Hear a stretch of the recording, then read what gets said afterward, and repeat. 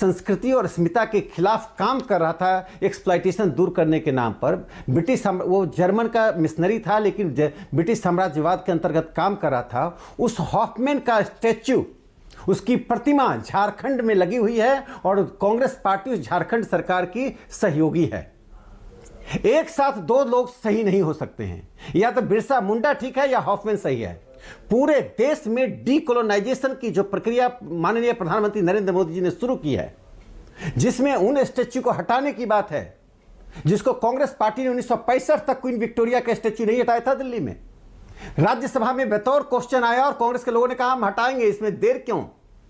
ये वही ब्रिटिश साम्राज्यवाद था जिसने 12 साल के बाजी राउत को गोली मारा था। यही ब्रिटिश साम्राज्यवाद था जिससे पटना के 7 बच्चे जो शहीद हुए थे, वो उनकी आयु वो 9वीं और 10वीं क्लास के छात्र के सामने उस ब्रिटिश साम्राज्यवाद को दामोदर सावरकर गिड़गिड़ाते हुए पाए जाते हैं। 5-5 चिट्ठियों का हवाला दे रही है कांग्रेस।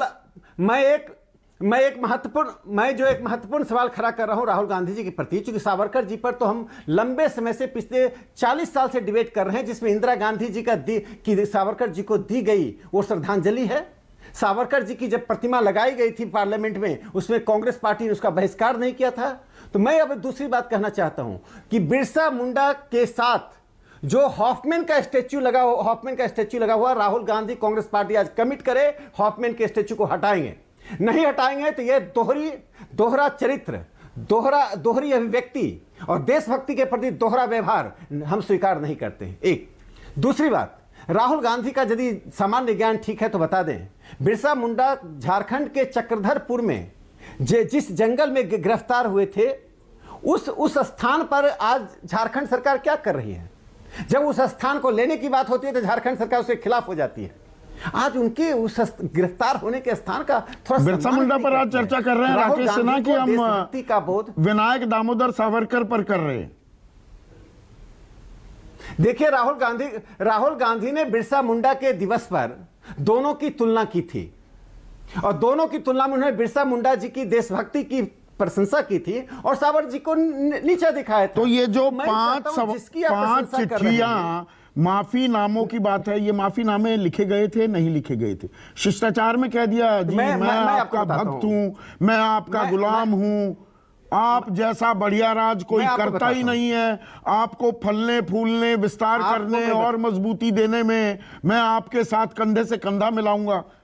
लब्बो लुबाब यही है 5 चिट्ठी का। आपने भी पढ़ रखी है, मैंने भी पढ़ रखी है। सावरकर जी ने, सुन लीजिए, सावरकर जी ने अपने जीवन काल में एक उनकी गतिविधि कोई बता दे, एक उनका आलेख बता दे जिससे ब्रिटिश साम्राज्यवाद कमजोर नहीं होता है बल्कि मजबूत होता है। ऐसा मैं थोड़ा सा आपको देता हूं, चाहे वो रत्नागिरी में नहीं रत्नागिरी से 1937 के बाद वो बाहर आ गए थे और जब आजाद हिंद फौज पूर्वी भारत में दखल दे रही थी तो 3 जगह 1940, 41, 42 जो हिंदू महासभा के अध्यक्ष होने के नाते वो गए और लोगों से कहा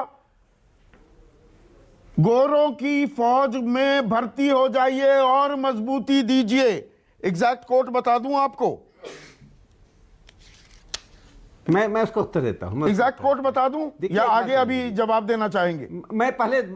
मुझे उसकी आवश्यकता नहीं। मैं आपने जो कहा मैं समझ गया, मैं उसका उत्तर दे देता हूं। उस समय क्यों जो आप कह रहे हैं मैंने भी पढ़ा, आपने भी पढ़ा है। देखिए, 2 बातें पहली बात बता दूं। जहां तक माफीनामे की बात है, औपनिवेशिक काल में साम्राज्यवाद विरोधी आंदोलन की जो स्ट्रेटेजी थी, उस स्ट्रेटेजी में जेल में सड़ना, जेल में मरना कोई हमारी देशभक्ति का लक्षण नहीं था। राम प्रसाद बिस्मिल और असफुल्ला खान जब जेल में बंद थे, उनको फांसी की सजा हुई तो उन्होंने मर्सी पिटीशन वाइसराय को भेजा, हाई कोर्ट में भेजा, उस समय के फेडरल कोर्ट को भेजा और उनके समर्थन में मदन मोहन मालवीय ने 65 बनारस के बुद्धिजीवियों के साथ वाइसराय को पिटीशन भेजा और उस पिटीशन में राम प्रसाद बिस्मिल जी ने लिखा जो हमने क्रांतिकारी गतिविधियां की थी गलत थी, अब हम ऐसा नहीं करेंगे। उनकी आत्मकथा में उपलब्ध है। क्या हम मान लें कि राम प्रसाद बिस्मिल गद्दार थे? महर्षि अरविंद पौंडीचेरी चले गए और राजनीतिक गतिविधियों से अपने आप को अलग कर लिया, तो हम मान लें कि महर्षि अरविंद गद्दार थे? ब्रिटिश साम्राज्यवाद से लड़ने की स्ट्रेटेजी, ब्रिटिश साम्राज्यवाद लेजिटिमेट नहीं था, और जो लोग इलेजिटिमेट होते हैं उनके साथ लेजिटिमेट तरह से लड़ाई नहीं लड़ी जाती है। हम मतलब शिवाजी वाला हम हर तरह की गुरिल्ला की लड़ाई काम कर रहे थे। रुकिए, इसीलिए मैंने कोट नहीं किया था। 1941 आप ही के बिहार के भागलपुर में अधिवेशन हो रहा था हिंदू महासभा का। गलत जानकारी दे रहा हूं तो बीच में टोकिएगा। वहां सावरकर ने, भागलपुर अधिवेशन था, वहां क्या कहा? It must be noted that Japan's entry into the war has exposed us directly and immediately to the attack by Britain's enemies. कि इस बात का संज्ञान लिया जाए कि जापान अब इस विश्व युद्ध में घुस गया है तो ये सीधे गोरों, ब्रिटिश हुकूमत के दुश्मनों का हमला हम पर हो रहा है। ब्रिटिश हुकूमत के दुश्मनों का। तो आप एक चीज बता आगे, एक minute. Hindu Mahasabha must therefore rouse Hindus, especially in the provinces of Bengal and Assam, as effectively as possible to enter the military forces of all arms without losing a single minute. Bengal और असम में घुस जाइए, फौज में शामिल हो जाइए। किससे लड़ने के लिए? आजाद हिंद फौज से। यही मतलब निकलता है ना। देखिए नहीं, आप तो सुन लीजिए। हाँ। एक बात मैं स्पष्ट कर दूं कि राष्ट्रीय स्वयंसेवक संघ और हिंदू महासभा की रणनीति में द्वितीय विश्व युद्ध के दौरान अंतर था। हिंदू महासभा की एक स्ट्रेटेजी थी कि ब्रिटिश आर्म्स में और सेंसिटिव जगहों में घुसकर और घुसने के बाद एक रणनीति के तहत ब्रिटिश साम्राज्यवाद से लड़ा जाए। राष्ट्रीय स्वयंसेवक संघ ने अपने को उस रणनीति से अलग कर लिया और राष्ट्रीय स्वयंसेवक संघ ने कहा कि द्वितीय विश्व युद्ध के दौरान हम आईएनए के साथ काम करेंगे।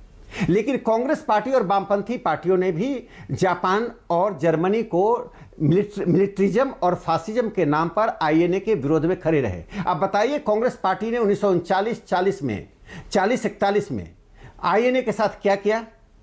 सुभाष चंद्र बोस के साथ क्या क्या बर्ताव किया गया? यदि प्रधानमंत्री नरेंद्र मोदी जी नहीं होते तो इंडिया गेट पर आप कल्पना कर सकते थे कि सुभाष चंद्र बोस की मूर्ति लगाई जाती? जो हम वीर सावरकर जी को एक देशभक्त मानते हैं और प्रधानमंत्री नरेंद्र मोदी जी ने सुभाष चंद्र बोस की मूर्ति सुभाष चंद्र बोस 1965 में राज्यसभा में बतौर क्वेश्चन, एक मिनट बता दूं, 1965 दुश्मन के तौर पर आए। ये विनायक दामोदर सावरकर कह रहे थे कि नहीं कह रहे थे। लगाई जाएगी कि नहीं लगाएगी? कांग्रेस भागलपुर में हम नहीं लगाएंगे। भागलपुर में विनायक दामोदर सावरकर क्या ये नहीं कह रहे थे कि आजाद हिंद फौज ब्रिटिश हुकूमत की दुश्मन है और ब्रिटिश हुकूमत के साथ खड़े हो जाओ, फौज में भर्ती हो जाओ बंगाल और असम में? देखिए ये कौन सी छलकपट या रणनीति थी? ये कौन सा शिवाजी वाला पैतरा अपना रहे थे सावरकर?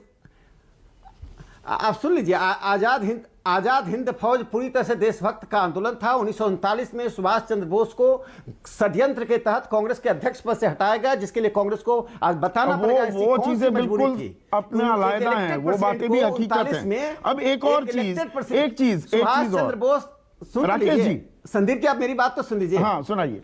मैं एक सेंटेंस तो पूरा कर लूं, दर्शकों को पता चले मैं क्या बोल रहा हूं। 1939 में त्रिपुरी कांग्रेस में सुभाष चंद्र बोस इलेक्टेड प्रेसिडेंट थे। जब वो मंच पर जा रहे थे तो दर्शक बीमार हालत में थे, तो नेहरू के समर्थकों ने नारा लगाए बतौर ये इंडियन रिफॉर्मर, जो गोखले तो नेहरू भी सुभाष चंद्र बोस के खिलाफ थे और विनायक दामोदर सावरकर भी। मुख्य बात ये है ना, सुन तो लीजिए, अपनी काख में प्याज छिपाकर आए हैं, उसके कारण को उनकी फीवर है, उनके टेम्परेचर नोट किया गया, फिर उनको मंच पर जाने दिया गया। जिस सुभाष चंद्र बोस की कांग्रेस ने इतनी बेइज्जती की, जिस सुभाष चंद्र बोस का इतना अपमान किया, उस कांग्रेस को क्या अधिकार है बोस पर बोलने का? बोस पर बोलने का अधिकार यदि है तो हम राष्ट्रवादियों का है। नहीं।